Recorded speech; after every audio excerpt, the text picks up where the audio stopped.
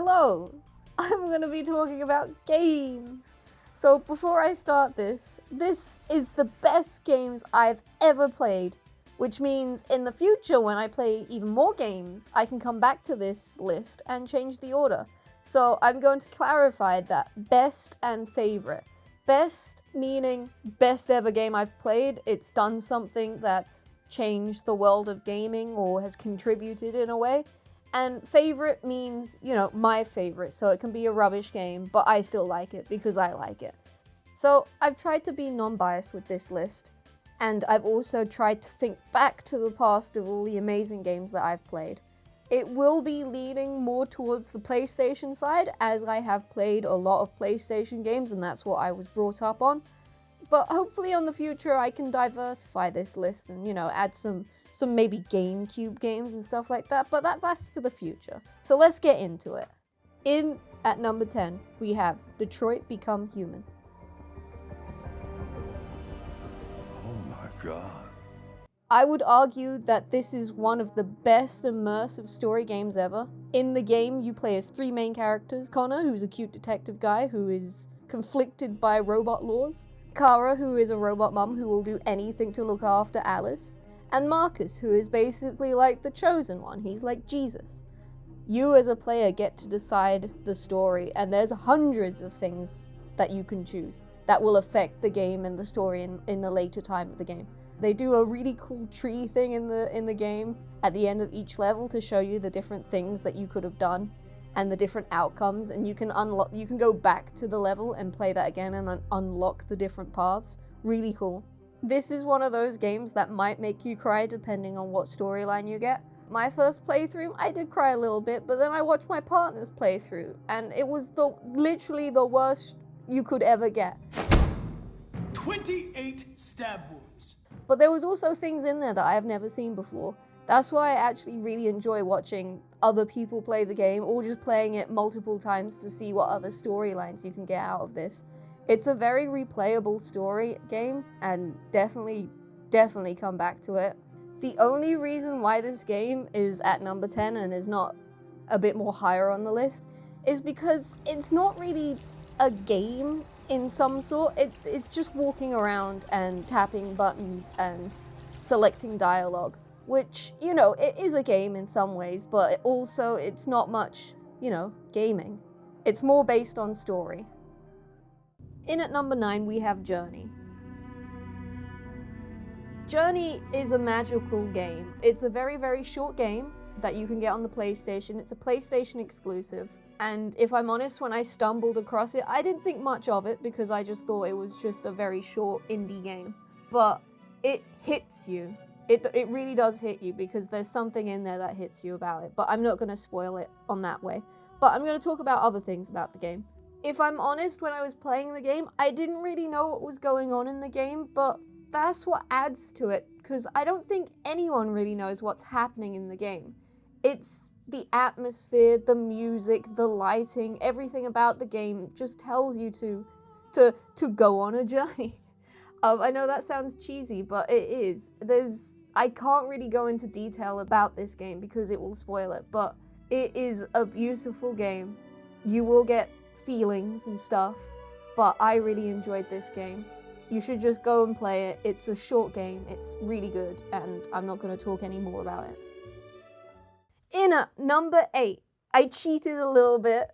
It's actually 2 games that are at number 8. We've got Spider-Man on the PS4 and God of War on the PS4, which are now actually on PC. The reason why I put these 2 here is because I believe they are both equally good. They both are equal. Literally, I tried to make some points across each one and they work out to equal things. So we're going to talk individually about them. First of all, we're going to talk about Spider-Man. If you want to be Spider-Man, you can in this game. The swinging feels amazing in this game. Now, I haven't played the past Spider-Man games, and I believe it's Spider-Man 2 that people say the swinging is amazing in, but this game just blows it out of the water. And it makes it easy as well. You really do feel like Spider-Man. Let's talk about the fighting in the game. So in Spider-Man, it does not feel like a button mashing game. The fighting in the game actually flows, and you can do different combos and different special abilities because the suit gives you that, but it just feels really good. The other thing, I'd kind of compare it to Batman, but slightly better to the Batman games. But yeah, I really love the swinging, the fighting is really good, the story is amazing in it, made me cry at the end. Boy, this way, boy. Slow down, boy. We do what we please, boy. Careful, boy. Boy! Now, God of War equals up to Spider-Man in my book because the storyline is amazing. I love hearing about Norse mythology, and I love hearing it through a severed head on your hip. The fighting in the game feels amazing. I never played the original God of War games, but I do know that he had the chains with the hands, and you do get that later on, and it feels amazing to do all the twisty spinning things. Throwing your axe is one of the best feelings in the game. It feels so good because the controller vibrates and everything. I really enjoyed the storyline of God of War, and it really takes you on a journey between father and son, discovering who they are as a person and who he loved as a person as well. They both missed out on having a mother and a wife, and I just think it's an amazing storyline for the game, and I really can't wait for the second one. Both amazing games. I'd say Spider-Man has a slightly more solid gameplay, and God of War has a bit of a better story. Both is good. Both is good. Mum, can I have this game, please? No way, that's an 18. Violence. No. But you can have that one. Thank you. You're welcome. That's right, in at number 7, it's Simpsons Hit and Run. This game is amazing, and it came out in 2003 and still looks good to this day. Where do I start with Hit and Run?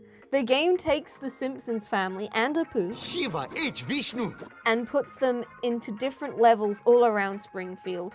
You need to do a various amount of missions to move on to the next level. The game also has a lot of humor and includes a lot of Easter eggs from the show.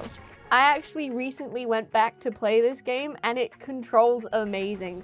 I'd even say it's better than some modern games that are out today. In at number 6, we have Wii Sports. I had to add this game onto the list. Wii Sports in itself is not the best game ever, but it's the first and maybe the only game ever to bring the family actually together, making gaming accessible to nearly everyone. At the time, Wii Sports was this amazing technology where you could actually wave your arms around and it would do stuff in the game. Now, why did I pick Wii Sports and not another Wii game? Well, Wii Sports was the flagship game that showed off perfectly what the Wii could do, plus it came free with most Wiis as well. Nearly everyone knows the concept of doing sports. It's a nice entry into gaming for people who are not from gaming backgrounds. Here in the UK, the Wii was introduced to a lot of care homes, and it helped to get elderly people to get up and moving and actually improve their health. I think a game that can bring a family together and give people a new lease of life deserves to be on this list. In at number 5, Animal Cross. No, I'm only joking. Stardew Valley. Now, if you know me or you watch the streams, you should go watch them. Go watch them. Subscribe to the YouTube channel as well. There's a little plug area. Then you know I am a walking billboard for Stardew Valley. But why am I? And why is Animal Crossing not in this spot? So, Animal Crossing is an amazing game, and I have played all of the older ones, but it would always feel like something was missing. And then I found what was missing through playing Stardew. Boom. Story, farming, falling in love, farming, mining, farming, killing monsters, farming, mysteries, farming, arcade games, farming, and hardcore drugs.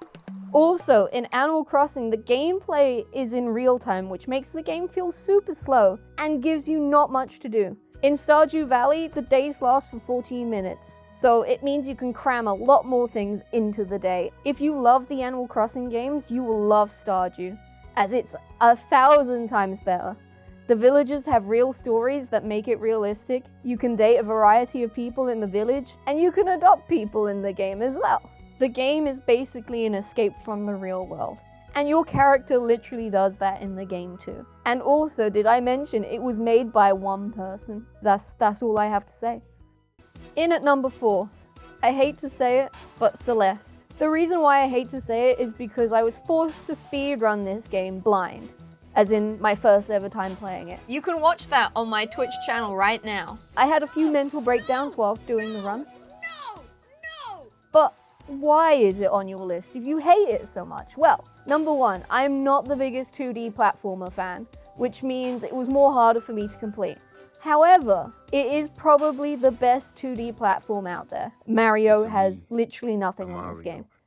So you play as Madeline, the main character, who suffers from anxiety and maybe depression as well. And if I'm honest, at the start of the game, you feel like that as well. As a player who's new to it, I felt very bad at the game. I didn't really like it. But as you spend more time on the game, and as you grow with the character, you start to get better, you start to climb up this mountain of anxieties and your terrible gameplay. And then at the end, you get the flow, you get the feel for the game. And as you get better, she gets better as well. Until you get to the end and you end up loving the game and she ends up loving herself.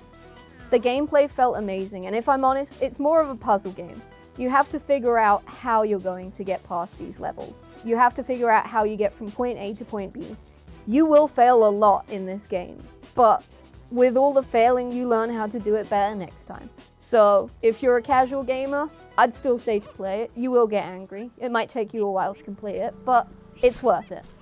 You will hear a buzzer. When you hear the buzzer, stare at the art.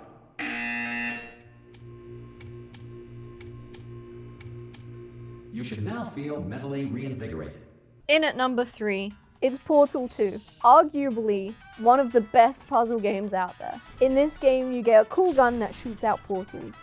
These portals are connected to each other, and you use them to get across to the end of the room.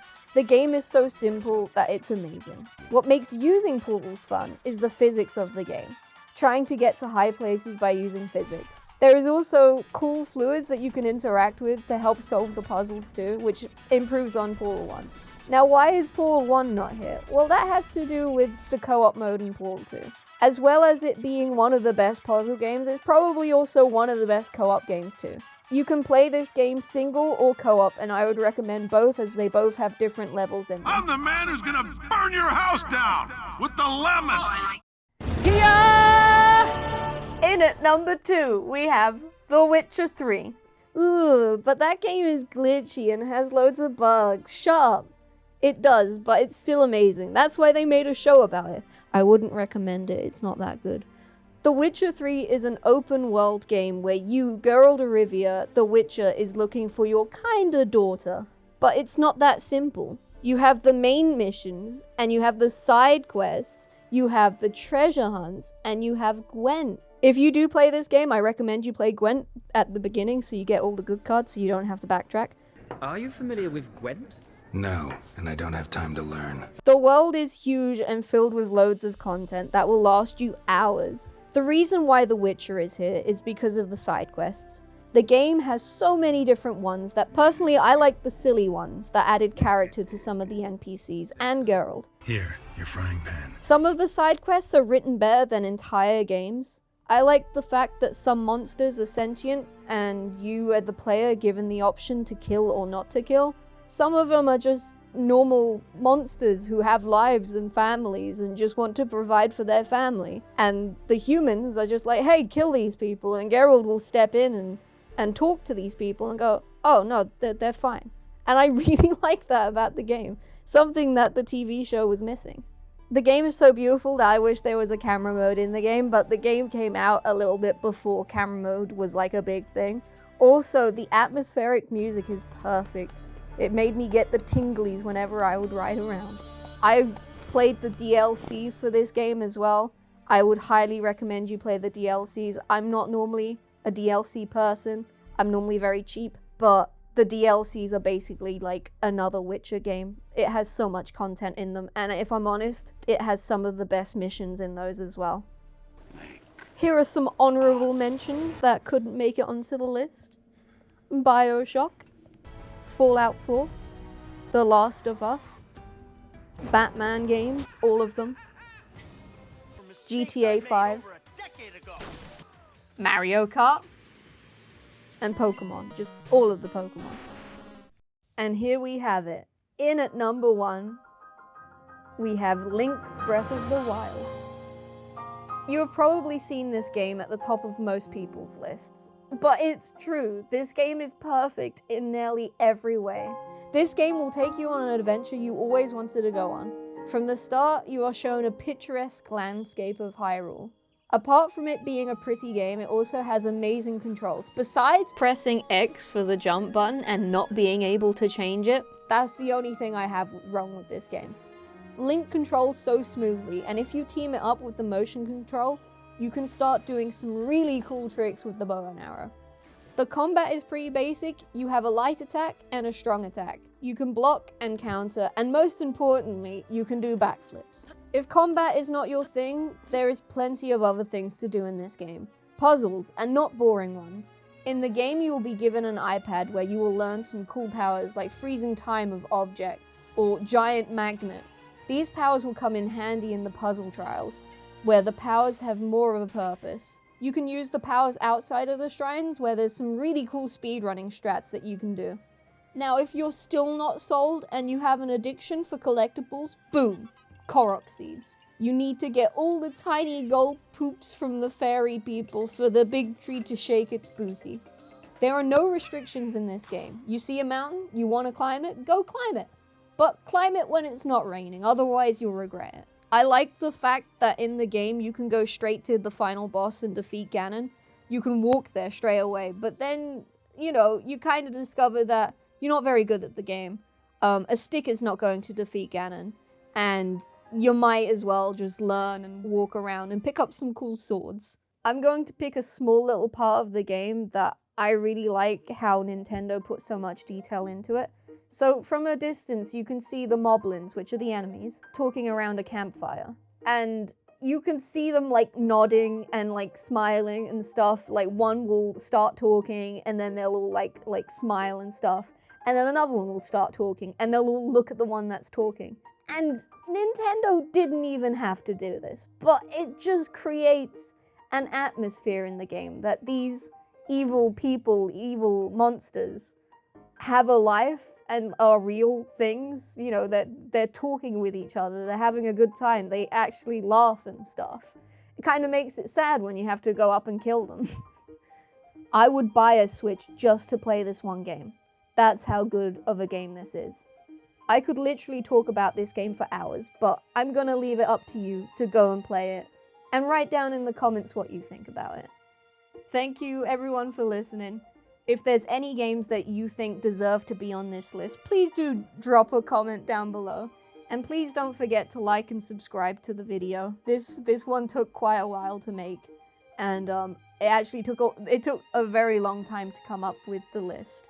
But thank you everyone for watching, and I'll see you in the next one.